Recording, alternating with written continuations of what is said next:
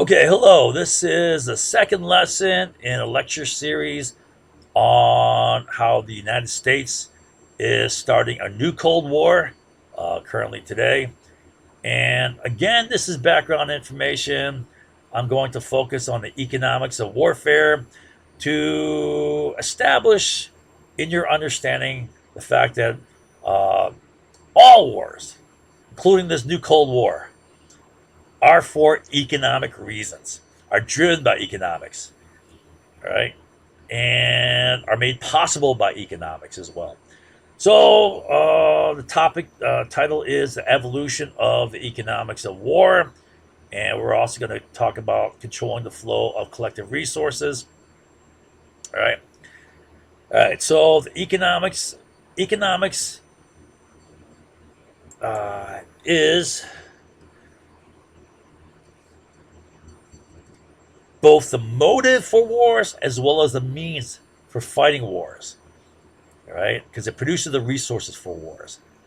All right, that's a key idea here. Economics is both the motive for wars and it's also the means for fighting wars. All right. So yeah, we're going to talk about the evolution of war for profit and power over time, which basically is the economic basis of warfare. Now, there's another way you can examine the evolution of warfare, especially in European history, right? It's evolution of the modes of warfare. And in European history, it you can break it up into the wars of the knights, wars of the mercenaries, wars of the merchants, wars of the professionals, wars of revolutions, especially with starting with the French Revolution, and wars of nations, which really accelerated in Europe after the French Revolution as well. Right. So again, when we're talking about the means for warfare, we're talking about economics. When you're talking about modes, we're talking about more of these, and each of these differ. They evolved with developments in weapons, developments in tactics, developments in the way you organize and structure your forces. Things like that. All right. So that was this evolution, but we're going to focus instead on what's more fundamental, the means of fighting war, which comes down to economics. All right, so I want to show you a pattern. All right, it's a symbiotic pattern, same pattern that repeats in all the different phases or stages. All right, so that pattern is we'll look at the making weapons and building military forces both on land and sea, and using that to conquer and control resources for your economics. Right? We'll talk about them, how that evolved. That's the main evolutionary factor here, and how from your economics, that produces wealth and resources with which you build your military forces.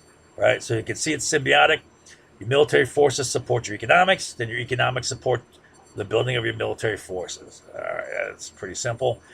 All right, so the stages we'll look at are the classic empire building wars, to make the classic empires: Babylon, Persia, Rome, Greece, China, whatever, Egypt.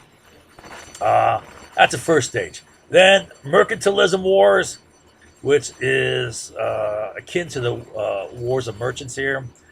Um, and then colonialism, okay, is an advancement basically of mercantilism. And then modern industrial wars involving machine production. All right. Okay, so let's see. All right, so the first stage we'll look at is classic empire building. All right, so you make your weapons, you build your military forces, you use that to conquer territory, and with control of territory, you control resources. There are two main types of resources: material resources and human resources. Most important of which is human. All right, but in terms of material, back then you're looking at basic things like land, taxes, tribute, both perishable and non-perishable goods. But non-perishable were especially important because uh, They can be transported over long distances or saved over time. Uh, and booty. Now, for human resources, the key thing there is productivity. That's why human resources are more important because it's humans who produce things, right? But to drive this, you have to create incentives and benefits within your system.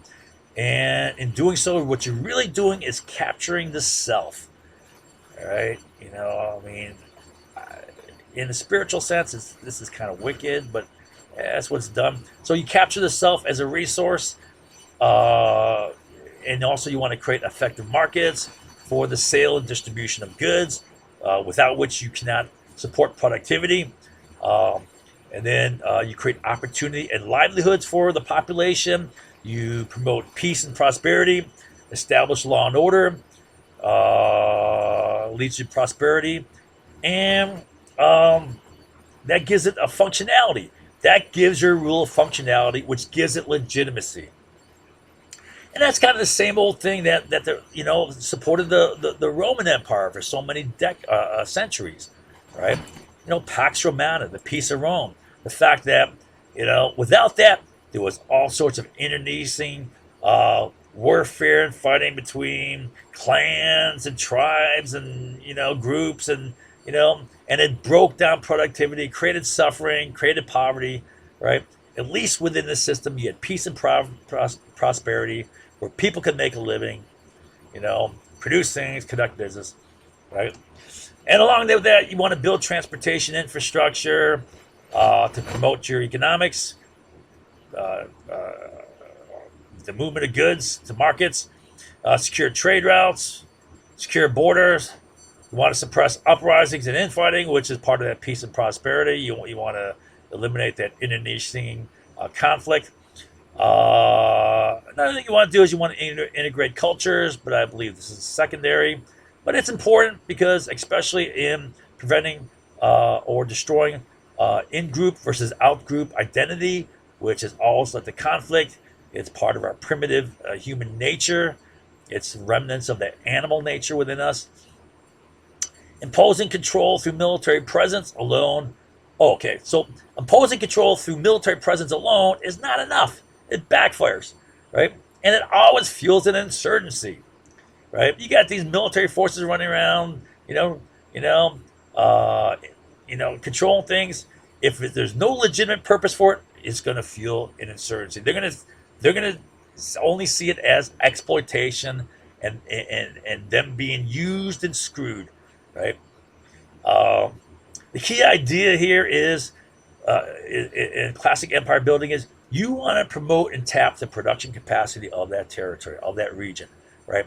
Which is the goose that lays the golden egg, right? Now, plunder fails because it's a one-time gain that destroys that production capacity and so kills the goose. The idea is plunder is like eating the goose, killing the goose and cooking the goose. You get one meal out of that. No, you want to keep that goose alive, and you want to keep producing because, it's going to keep producing for you. It's going to keep laying those golden eggs. That's a key idea. And then you tap off more profits and wealth from your empire. All right. With that, you support your military forces. All right. And so it's that symbiotic, cyclical support here. All right, so the next stage is mercantilism, and I say there's a crossover because really, mercantilism crosses over into colonialism. It also crosses over into classic empire building because a lot of the classic empires were heavily dependent upon merchant trade. The key thing back then was the Silk Road and the spice routes. All right, control of those brought great wealth, which supported great empires. Okay. Again, so you make your weapons, build your military forces, both at sea and land, and you seize trading ports. Trading ports, it could be in a foreign territory, but that trading port has to be in a key transportation hub, right? For example, somewhere like the Levant in the Middle East, where today is currently, around Syria, right? And it was basically a connection point, a nexus between, the flow of all the goods through the Silk Road, coming out of Asia, coming out of China, all right, and then going on further throughout the Middle East and into the European markets. All right. All right. So, yeah, key transportation hub. You want to establish trade relation. You want to seize control of trade routes from your competitors. All right. Portuguese get trade routes going, controlling. The Portuguese go up, they beat up the Arabs, right? Beat up any Indian merchants, right? Seize control of trade routes. And then the Dutch come in, beat them up, seize it from the Portuguese. Then the British come in, beat up the Dutch and seize it from them, right? Who controls the wealth controls the empire. All right. Okay. And you want to especially control key strategic choke points. All right. This is the way of maximizing the efficient utilization of your resources, especially naval resources, to control these shipping lanes. You don't have to spread your navies all across the oceans. You concentrate them in key choke points, and you're going to shut down all that traffic for your competitors. Right? If they can't move their ships, their merchant ships, they're done. Right? They starve. Okay, you beat your competitors there. Right? Now, no one was better than this than the British. Right? The British, if you look at the map and you look at the key choke points throughout the world, the British pretty much dominated almost all of them. Right? It was their naval power and their strategic vision, which allowed Britain to have the world's greatest empire. For so many centuries, when it was a small, resourceless, little island. And then you conduct arbitrage. With your control of trade routes, access to these key trading ports, which were hubs for the transportation of goods, right? You conduct arbitrage, and arbitrage is purchasing goods in a market at a low price, shipping it to a market where there's a high price, and then you make a profit, right? You do it year after year, all year long, and you reap vast profits over time. All right. So with that, you capture profits, create wealth. With that wealth, you then use that to support the building of your military forces, which supports this. All right. So now colonialism is basically an advancement of mercantilism, you could say, in a sense. All right. And again, you're making your weapons, building military forces, sea and land. With that, you capture trading ports, just like in mercantilism, but you don't stop there. You conquer inland territory as well. All right. And by doing so, you control resource production. It's a form of upstream integration with which you control supply, and thereby you control price, profits. You increase profits. You increase, and you make more secure the provision of raw materials for your home industries. You're not relying upon producers who you're purchasing from. You're controlling the production upstream as well. That's the idea here. But to do so, you got to build interior transportation. And colonialism really took off when you started having mechanized transportation, the steam engine, really kicking in about the 1830s, right? And steam-driven riverboats, okay? All that for inland communication. Another part of colonialism that was always done is you control currency, taxes, and labor. Now, these three things always went together, and the key linchpin here was taxes, right? You impose taxes on the population, and keep in mind the population that these European advanced nations were going into were pretty much primitive native nations, and they didn't have currencies, they didn't have advanced economies, well-developed market economies, right? So they had no value for money, and they had no value for wage labor. So you had to create it, and the key thing there was, impose upon them taxes. Now, with taxes, that created value for currency. They had to pay taxes in that currency, and then to get that currency, they had to provide their labor. So this was a means of controlling the labor within a foreign, native territory, right? And you want to develop manufacturing within that territory because it gives you a competitive advantage with a lower wages within the primitive area. Uh, you control the import markets, and this is a key thing that was always done by these colonial nations. They would dominate they would dump their excess manufactured goods into their colonial possessions, right? Basically dominating the import market here and driving out local producers out of business, right? It would destroy the local economy. Uh, and then you control distribution markets within the country. You secure trade routes, again, just like in mercantilism, both within the country and to and from the country. You want to control urban infrastructure development, especially the utilities, things like trains, streetcars, electricity, water, sewage. All of these things are, once you get them built, are just daily money makers. All right, it's just every day, cha-ching, cha-ching, cha-ching. You're making money, but the idea here is in controlling the resources, in controlling their land, right, and what's produced in the land, right, and then controlling all the urban infrastructure development. You control housing, right, right, and all these things. You control food distribution, and then you maximize the extraction of wealth. That's what European nations and the United States, through neocolonialism, we did the same thing. We just copied them, right? We're no better than they were. And our multinational corporations doing that. Um, so you maximize the extraction of wealth out of the country. Now the problem was that native country. I mean, desperately poor. There was desperate poverty. It was underdeveloped. They had no chance of improving their economic growth, right? And they were just being sucked dry and used, right? And this created a lot of resentment, which then fueled the wars of colonial independence. I mean, we didn't get it that bad. We got it. We got screwed by Britain, you know. Not nearly as bad as these guys, but we got screwed by them. Britain was trying to control us, right? Limit what we do and so forth, with their laws. And so we sought for independence. Well, they're doing the same thing. So this led to the wars of colonial independence, right? Which really got hot after World War II, and that was really the hot wars during the Cold War. Now you think of the Cold War as being communism versus capitalism, but what they really were wars for colonial independence.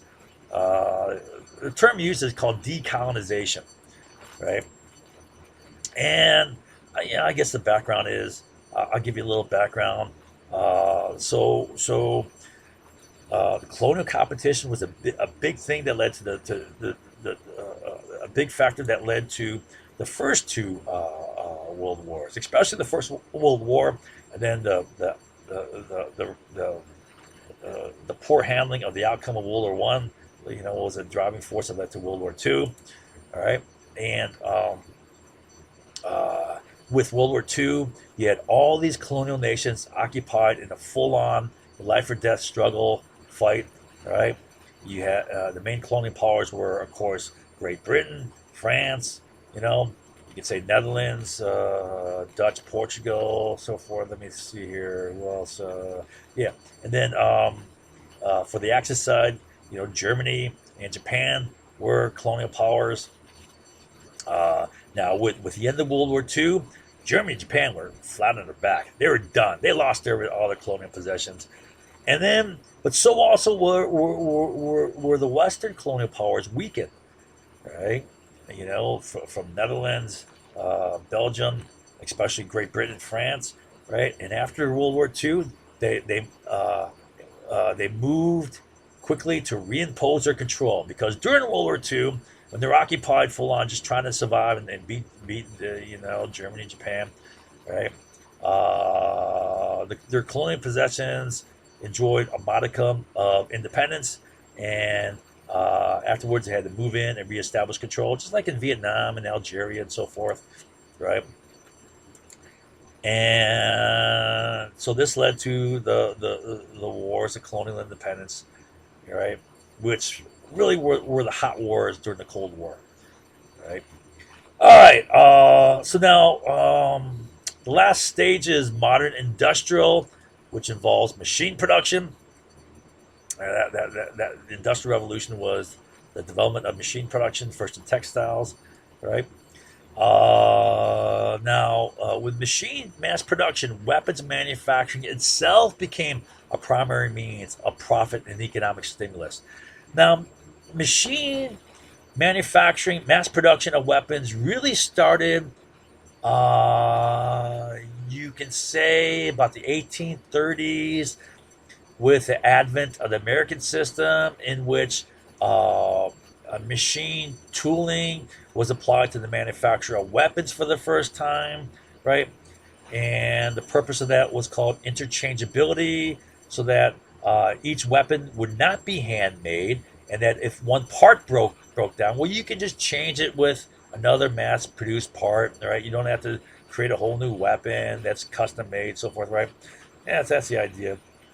But what the outcome was mass production methods were being applied to it. And the first application of that really was a Civil War, U.S. American Civil War. But the military-industrial complex didn't really get going to World War One, right? So yeah, like I would say a primary means of profit and economic stimulus by economic stimulus through government production and purchase of weapons, right? That's Keynesian economics, and the main focus of was it George Bernard uh, Keynes. He focused on underutilization of production capacity. What you got to do, you got to have fiscal policy step in. It's going to be demand side driven economics, which he called pump priming. It's going to increase the velocity of money. It's going to grow the GDP, right? And as far as the Keynesian economics of uh, military industry today, about over half every year after year, over half the federal budget goes to military, and you can't, I mean that today that may not be a big part of our GDP as our GDP grows, but it's still significant. It's like 4%. But you got to look at the multiplier effect, right? How other sectors are dependent upon that, right? How the circulation of currency creates circulation of more currency, right? And so if you have a multiplier effect of 3 or 4, well, you're looking at 12 to 16% of our economy depend upon it, right? So then I said that formed the military-industrial complex. Got rolling with World War One, and I showed you uh, here the power elite, and yeah, start World War One here, right? How they were instrumental, key guys in the U.S. wars of the 20th century. All right, and you get things like big government contracts, right? And I say here hydrological engineering. Hydrological engineering really applies to all these eras. But it's about controlling the flow of resources so you can tap profits. And each of these stages involve that in different ways. All right. Again, what hydrological engineering is steering the flow of collective resources and revenues to you so you can tap great profits. If you don't understand that right now, I'll explain it better later on. So now, with modern industrial wars, conflict, war can be created to create debt, and that debt is used to leverage and control the production of a resource or commodity, like oil or diamonds, and thus you gain indirect control of the supply of that commodity, and thus you gain indirect control of the price. Right? I taught you this in the history of U.S. involvement in the Middle East, the history of U.S. conflict creation in the Middle East, and this is also involved in new wars. New wars currently are the more um, bloody wars today. Um, I haven't taught you that. I did do a lesson on that, I think, sometime. I can't remember. Um, Anyways, in both cases, it's about uh, indirectly controlling the production of resources. Um, Conflict war can be created to control the flow of collective revenues, steering the stream towards yourself. So one example is hydrological engineering could be the Iraq invasion war. And part of that, I mean, there's many ways money is made off of war in the Middle East. But part of it, just only one aspect is, you know, contracts for log cap. You have favorite companies like Halliburton, KBR getting, sole contracts for log cap, big private military security contractor contracts, right? Reconstruction contracts controlling that. Halliburton controlling the reconstruction of Iraqi oil, all right, and how at least during the time of the uh, provisional coalition authority, is that it, or coalition provisional authority? What are the other? Um, Oil was directly controlled by the U.S. Iraqi oil. Uh, Conflict war can be used as a means of flipping client states into your sphere of influence. And one example again is the Iraq invasion war. So Iraq traditionally has been a purchaser of Soviet weapons. They did buy some French planes. What did they have? I think they had French F-1 Mirages, and earlier they had other French planes, either Super Entente Darts. I think Super Entente Darts, right? Or Mirage of some sorts. Um, anyway, so but primarily almost all the weapons were Soviet and then Russian after the Soviet Union fell in '91, right? So you flip the client state into your sphere of influence. That increases your profits. For example, now who does Iraq buy all those weapons from now? USA, right? F-16s, M1 Abrams tanks, you know, M777 artillery, 155 millimeter artillery, everything from Humvees to trucks and everything. U.S. Now, this, not only does this take away profits from your adversary, right? It also increases threat to your adversary, uh, and you can induce them to react defensively, right? And then that defensive action can be portrayed as offensive, and it creates more conflict that can be sold to your population easily. I swear, congressmen are suckers to this. You think congressmen are intelligent? My goodness, they're suckers for this all the time. That's our national leaders. Just, all right. And I'll show you how this is done. That's a big part of this lesson. I'll show you how it's done. All right. All right. Okay, so conflict war can be used as a means of enforcing currency discipline. For example, Saddam Hussein abandons the petrodollar, goes on a euro, right?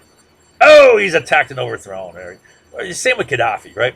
He's trying to abandon the petrodollar and the French franc and go on to an Arab gold-based dinar, right? Oh, he's overthrown. I mean, that's part of it. Maybe not the central part, but So, the key thing here is, for example, the petrodollar. The key thing there is it creates extra demand for U.S. currency beyond just the U.S. economy, right? And that supports U.S. dollar value, which allows for increased expansion of the supply of dollars. And with that, all the money that's made off of the seigniorage, which is the profit from making money, right?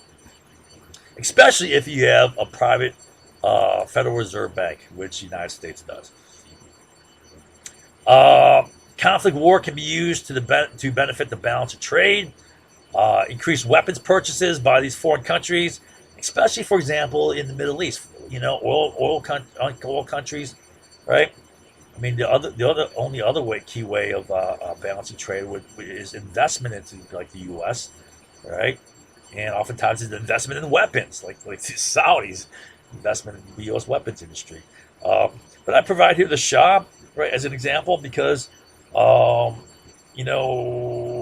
big historic use of this of weapons purchases. All right, the balanced trade.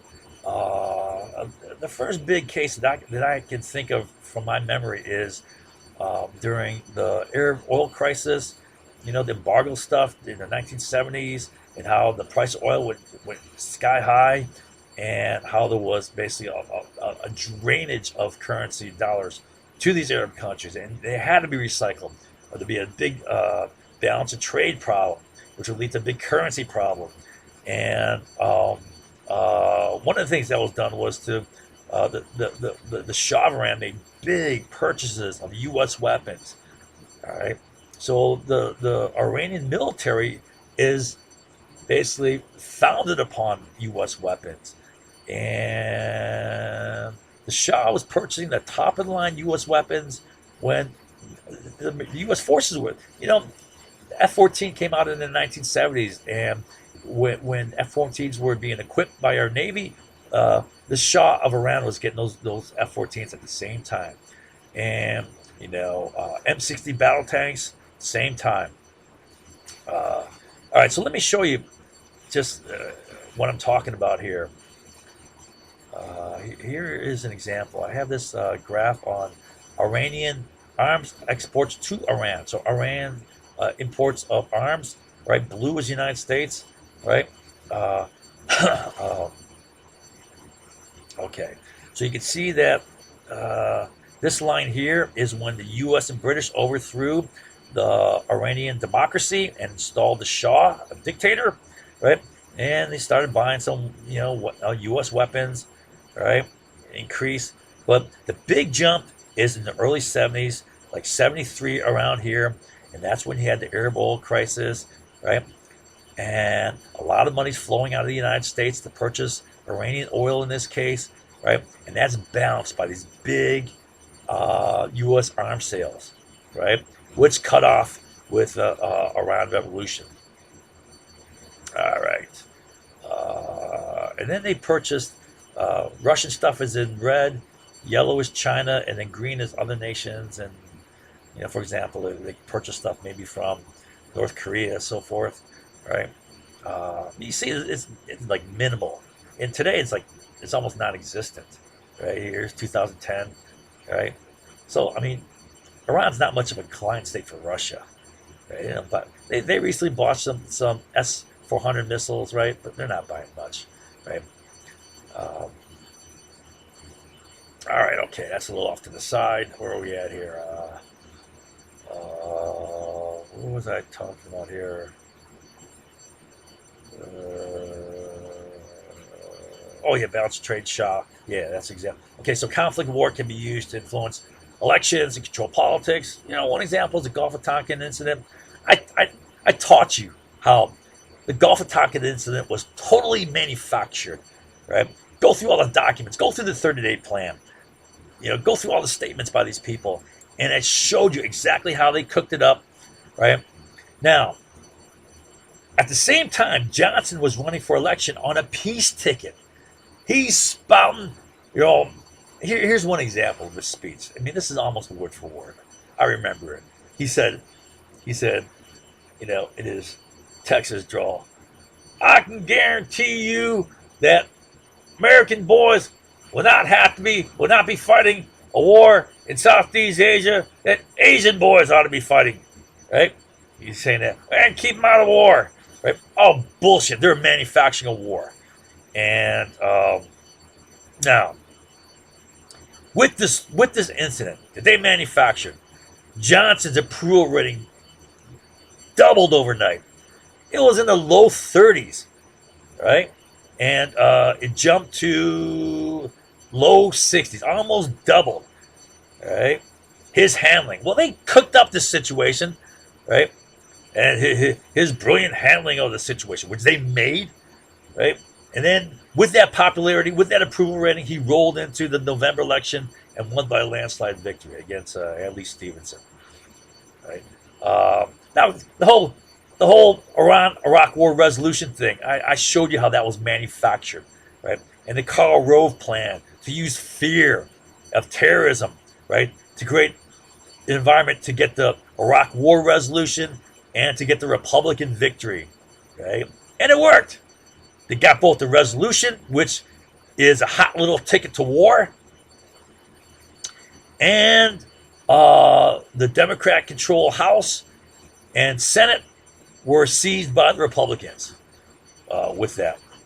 Okay. All right. So yeah, it can be used for politics. All right. So again, a key thing I want to talk about is the whole purpose of these wars is you create wealth, that you steer that wealth towards you, that the resources and revenues, and you tap great profit. You get really rich off of it. All right. I'll get into the discussion exactly how that's done at the very end. But what I want to do is to show you that, you know what? Not only was that done in all the different stages of warfare, but this is done in the overall evolution of societies, right? So I'll explain it here. Human societies have evolved. The more primitive ones, the first original ones, more primitive, were hunter-gatherer groups formed around 50,000 BC, all right? And what replaced that were more advanced societies, which are larger, with greater division of labor, more specialization, right? Larger society, agrarian, farming, and then pastoral. They developed about the same time, 12,000 BC, right? And then about 6,000 BC, you had the origin of the first big traditional civilizations, things like Babylon, Egypt, Assyria, Persia, China, the Greek Empire, and Roman. And after that, you had industrial society, right? The invention of machine production, right? And I taught you the 7 stages of the Industrial Revolution, the first being textiles and farm machinery and so forth. I'm not going to go through that again. And then the origin of nation states, which happened, shortly after the onset of the first Industrial Revolution. You had the Napoleonic Wars, which accelerated the formation of nations throughout Europe, right? And development of the nation states. And then you had post-industrial, which we're living in today, the high-tech, internet, information, okay, era. Okay, so a key change here, the key change from hunter-gatherer to agrarian and pastoral was advancement in the means of food production, right? So with a better means of food production, you can support a larger population, plus you have surplus food. With surplus food, not all labor had to be involved in food production, so then you had increased specialization, and that led to increased stratification of, hierarchical stratification of the society, right? Then the next big change was from there to the classic big empires, and what made that possible was advancements in knowledge of organization, especially government and administration, right? But the key function or purpose of that was increased control over collective resources, both human and material, and that allowed for the formation of these large, expansive empires, right? It required the control of collective resources, right? Harnessing that, right? So what I'm saying is this has always been important, right? And it's still the fundamental means of gaining great wealth, right? You want to capture great wealth, you control where U.S. taxes flow to, right? You control government contracts, right? And so forth. All right. So bottom line, wars have always been motivated by economics, and that's driven by economics. You're talking about the control and production of resources and wealth, right? Controlling the flow of resources and wealth has been the fundamental means of creating great fortunes, of getting filthy rich. But it's also been the means of creating the classic great empires, right? Like I just showed you. Now, both of these things apply to the new Cold War, right? Which is the modern industrial war, in which weapons production itself is a means of great wealth. And it's going to be especially so with nuclear weapons, which are a highly restricted commodity. I mean, you don't go to Walmart and buy a nuclear bomb, a nuclear warhead. And it makes for a non-competitive market, which allows for fat profit margins, restricted companies getting involved in this, favored companies, high prices, which support the fat profit margins. And keep in mind, with modern industrial wars, there are many more ways of making profit to get filthy rich. Remember, I showed you all these ways up here, right? So that's the bottom line of wars. It's all about economics in the end. All right. So, yeah, that's what I wanted to do. I wanted to give you a better understanding for the purpose of this new Cold War. It all comes down to economics again, like it always has, in evolving different means, but it's still economics.